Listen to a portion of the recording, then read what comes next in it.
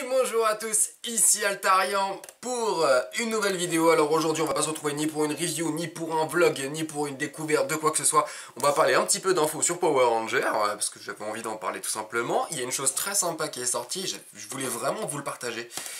Alors, que s'est-il passé pour Power Rangers? Comme vous pouvez le voir ici, tiens mais qu'est-ce que j'ai foutu? Voilà. Un univers étendu pour Power Rangers est en développement chez Hasbro. Alors, des rumeurs plus ou moins officielles avaient circulé un peu partout. D'ailleurs, Power Rangers Unification l'avait retranscrit il y a quelques mois de là. Et là, l'info vient de sortir officiellement sur Twitter et un peu sur plusieurs sites. Jeuxvideo.com l'a notamment tweeté en rapide, ainsi que d'autres sites.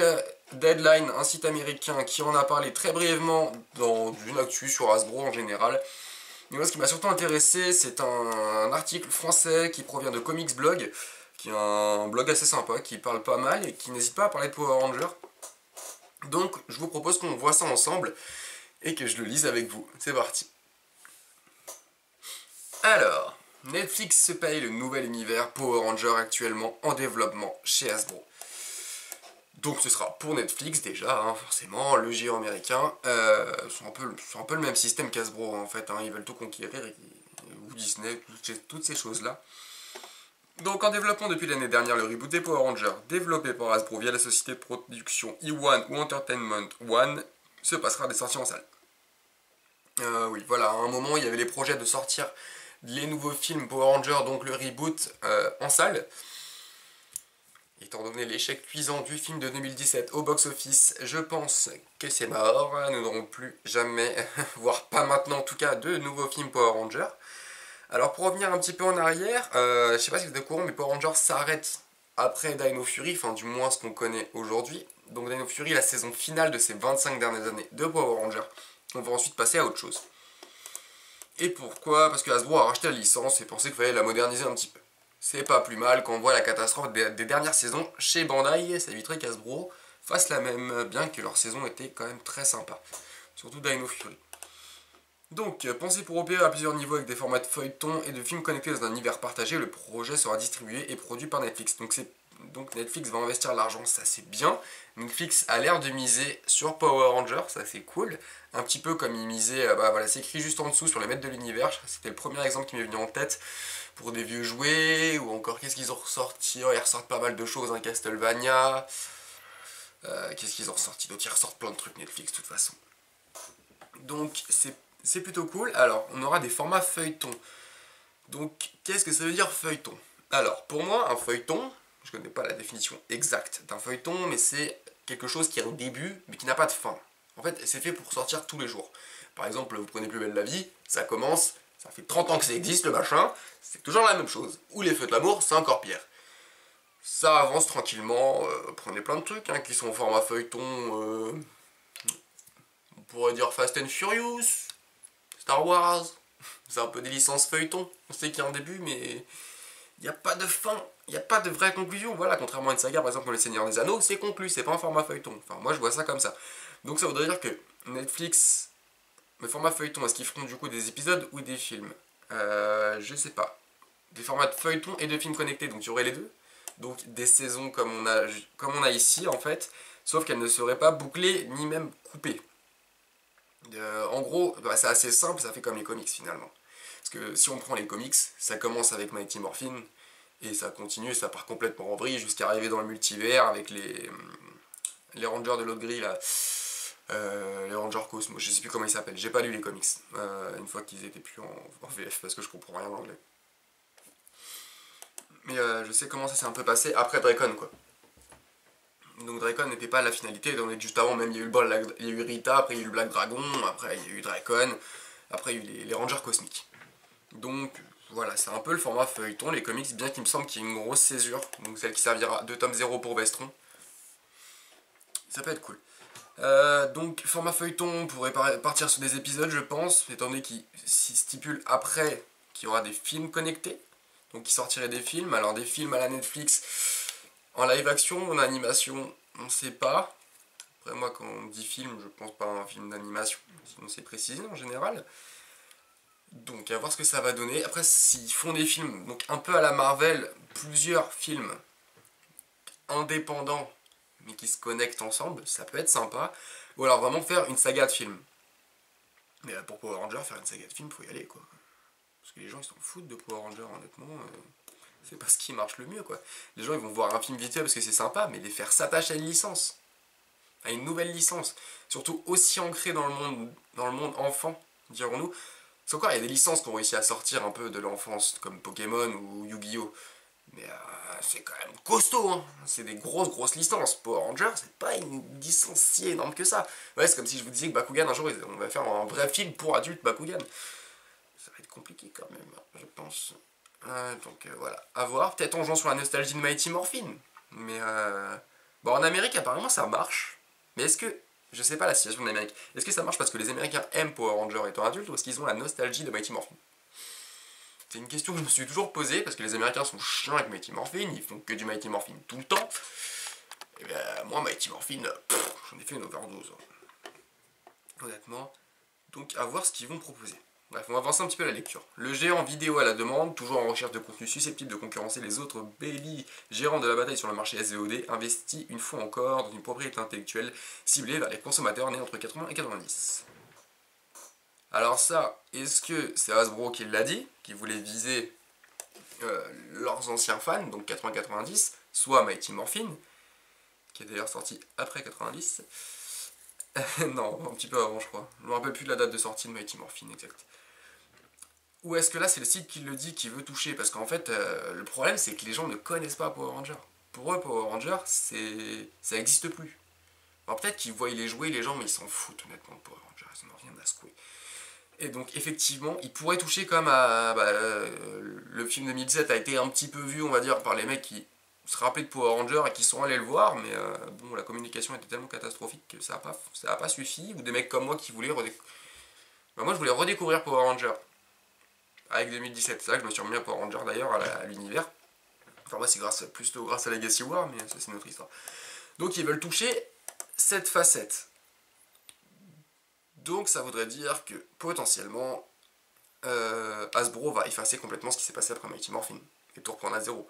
Donc oubliez tout ce qui est RPM, Megaforce, Samurai, Dino Fury, Dino Tonnerre, Zeo, quoique Zeo c'est assez proche. Mais donc en gros je pense que Netflix va se centrer sur Mighty Morphin.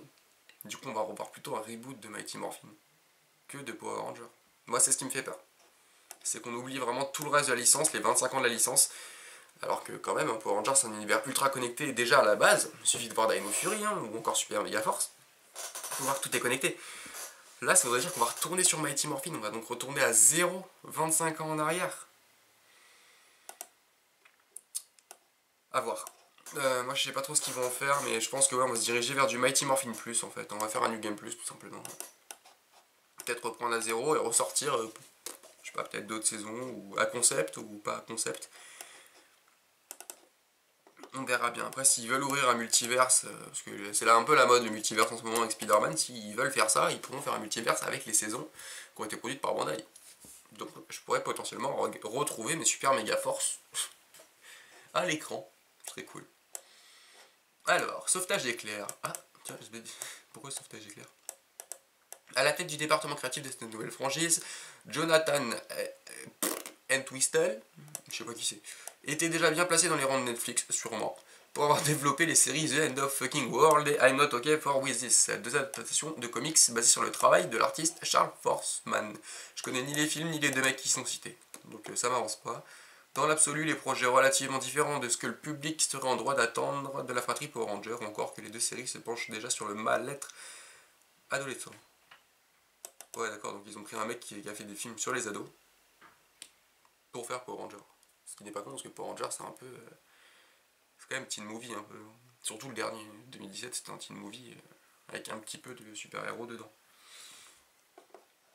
Qui se pensait sur mal-être adolescent. Donc... ah ouais, mais là du coup ça remettrait tout en question. Est-ce qu'ils vont cibler les ados ou les adultes du coup? Parce que si vous mettez du Mighty Morphin, les mecs qui regardaient Mighty Morphin ils ont 40 ans maintenant. Donc ceux comme moi qui ont adhéré à Mighty Morphin des années 2000, c'est parce qu'on est allé le voir bien plus tard. Mais les enfants comme moi, on a grandi avec Samurai. On n'a pas grandi avec Mighty Morphin. Donc faites attention aussi à quel public vous allez viser. Parce que, moi encore, je vous dis, j'ai relancé Power Rangers parce que j'ai vu le jeu film de 2017 et parce que dans Legacy War, il y avait Lorraine de jouable. Voilà. Moi, je me souvenais de ça. Et la première saison que j'avais revue était d'ailleurs Mega Force, qui est d'ailleurs une des pires saisons de tous les temps. Mais enfin bref. Pour l'heure, Brian Edward Hill, autre scénariste de comics avec ses propres contrats à Hollywood, travaille actuellement sur le scénario d'un premier long métrage. Ah d'accord, donc on commencerait par un long métrage et non par un feuilleton. Sauf si le feuilleton c'est le long métrage. Ah je comprends rien, est-ce que c'est l'article qui en a fait à sa sauce, ou alors c'est vraiment la citation d'Hasbro? Faudrait que j'aille me renseigner, mais en principe, Comics Blog il déconne pas trop. Donc on commencerait par un long métrage. Alors un long métrage à la Netflix, ça met combien de temps à être produit? Ils vont vite Netflix quand même. Parce que c'est pas des gros budgets. En même temps, quel budget vous accorderiez à Power Rangers? Si on fait un truc à plus de 200 millions comme le film de 2017, c'est casse-gueule. Surtout que c'est sur Netflix. 2017, c'est pété la gueule. Mais vraiment. Moi j'ai peur de ça. Parce que pour moi là, on arrive à la fin de Power Rangers. J'ai peur que Power Rangers ne se relève pas de ce que va faire Hasbro. Après Hasbro c'est des fous. Hein. Ils ont réussi à faire tenir G.I. Joe depuis je sais pas combien d'années. À faire des trucs mortels avec Marvel, mais bon, ils produisent rien pour Marvel, ils produisent que les jouets, alors que là, Hasbro, ils ont quand même entre leurs mains Power Rangers, et Netflix aussi. Alors, est-ce que Netflix va vouloir s'en servir pour concurrencer Marvel, et avoir ses propres super-héros, donc les Power Rangers? Mais alors, les Power Rangers, on est très très loin de Marvel quand même, niveau... Et niveau, enfin, facteur pour plaire, Power Rangers, faut vraiment accrocher au concept, hein, c'est bizarre. Hein. Bon, c'est pas plus bizarre qu'un mec qui tire des toiles d'araignée, mais... Si, ça l'est plus. Il n'y a pas de cohérence dans Power Rangers. Ça va être difficile à amener. Surtout que Power Rangers, c'est vraiment assigné pour les enfants. Les adultes ne considèrent pas du tout Power Rangers comme une série pour adultes. Comme nous, on pourrait. Bon, on sait que c'est pour enfants, mais on arrive à y trouver le côté adulte et plaisant de Power Rangers. Je sais pas trop comment ils vont essayer de vendre ça. Ça va être un gros coup de bluff. Après, quel budget ils vont investir? Perso, je suis Netflix, j'investirai pas beaucoup dans Power Rangers. Mais bon. C'est horrible, c'est ma licence préférée, mais j'arrive. Je sais que c'est casse-gueule comme licence, quoi. J'essaie de pas trop m'y attacher parce que je sais que c'est potentiellement pas une licence qui va durer encore 30 ans. Donc, voilà, faudra se contenter bientôt du vintage pour Power Rangers. Non, qu'est-ce qu'ils vont en foutre? Qu'est-ce qu'ils vont faire? Après, ils ont fait la Casa des Papel avec 8000 balles par... peut-être pas, mais... Casa des Papel, je sais plus combien ça va être de budget, mais c'était ridicule. Donc, effectivement, ils pourront en faire un truc monumental, mais il leur faudra un bon scénariste qui savent ce qu'ils font. Après, niveau communication, j'en doute pas. Netflix, ils peuvent te rendre tout génial. La preuve, la dernière série catastrophe. Non, honnêtement, c'était pas terrible, Squid Game. Vraiment, c'était pas terrible. C'est juste Netflix qui l'a rendu cool, c'est tout. C'est l'algorithme. Mais c'est pas les gens, c'est pas terrible. Donc, effectivement, pour Ranger, ils pourront en faire des trucs. Bref. En cas d'univers partagé, il paraîtrait assez logique que le bonhomme s'inspire des BD de Boom Studio sur la franchise Power Rangers. Non, sérieusement. On s'y attendait pas du tout. Donc effectivement, ils vont s'inspirer de Boom Studio, basé sur la première génération de héros développés sur le long qui est multivers. Forcément. Donc c'est oui, ça part en vrille après. De nombreuses variations dans le canon et un niveau de qualité honorable à l'échelle des comics en règle générale. L'avantage de Power Rangers qu'ils ont là maintenant, c'est que Marvel se lance dans le multivers. Ça va créer une mode énorme.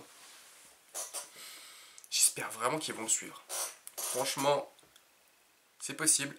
C'est même très fort possible que Netflix décide de faire un peu comme Marvel pour les concurrencer. D'ailleurs, c'est leur but, hein, concurrencer Disney, donc concurrencer Marvel. Ou plutôt inverse, concurrencer Marvel, donc concurrencer Disney pour pas se faire piquer tout le streaming. Et ça pourrait être une aubaine pour eux. Franchement, ils ont de l'or. Ils ont de l'or. Ils ont de l'or en plastique quand même. Ils ont Power Rangers entre les mains. Ils peuvent jouer éventuellement sur le côté nostalgique. Mais en même temps, faut qu'ils sachent quoi en faire. Et multivers Power Rangers, pourquoi pas? Ça pourrait être très bon pour eux, très bon pour nous. S'ils arrivent à le rendre potable et faire de bonnes histoires et de bonnes séries ou de bons films ou un bon feuilleton avec cet aspect multivers Power Rangers, franchement ça pourrait faire un bon truc. Et qui sait, peut-être un jour détrôner Marvel avec Power Rangers. Ce serait compliqué, mais pourquoi pas? Étant donné que la France se japanise de plus en plus, le Super Sentai aurait sa place. Et si Power Rangers devient aussi sérieux que le Super Sentai et aussi cool, Il n'y a pas de raison que ça marche pas auprès des Américains, des Français. Les Américains, c'est un peu plus compliqué. Mais même des Français. Parce que les Français, on est des fous. Donc sur le Japon. Donc pourquoi pas. En bref, voilà. Donc Netflix a prévu. Le projet de reboot devrait commencer à se préciser d'ici l'année prochaine. Voilà, c'est vraiment un reboot. Donc, moi, ce que j'espère, c'est qu'on va pas non plus avoir un Mighty Morphin 0. C'est-à-dire refaire un Mighty Morphin. C'est ce qui me fait flipper. Parce qu'on la connaît, Mighty Morphin. Par cœur. Moi, je veux du Slayer. Je veux du Dracon. Je veux faire revenir Ekil, comme il est revenu dans les comics. Je veux les Rangers cosmiques. C'est pas du tout les Rangers cosmiques, mais je veux les voir. Je les connais pas en plus. Je veux voir des Rangers d'autres séries arriver. Ce serait cool. Les samouraïs qui reviennent, les Megaforce, les Dino Charge avec leurs 12 000 Zord. Franchement, ce serait sympa. Donc voilà, à voir. J'essaierai de vous tenir en info sur les news. N'hésitez pas à aller sur le Twitter de Power Ranger Réunification, où tous les liens seront en description, même mon Twitter, parce que je viens juste de m'ouvrir un Twitter. Je sais pas comment ça marche, mais je vais m'y faire. Ils partagent des infos super cool, je suis avec eux. Et donc voilà.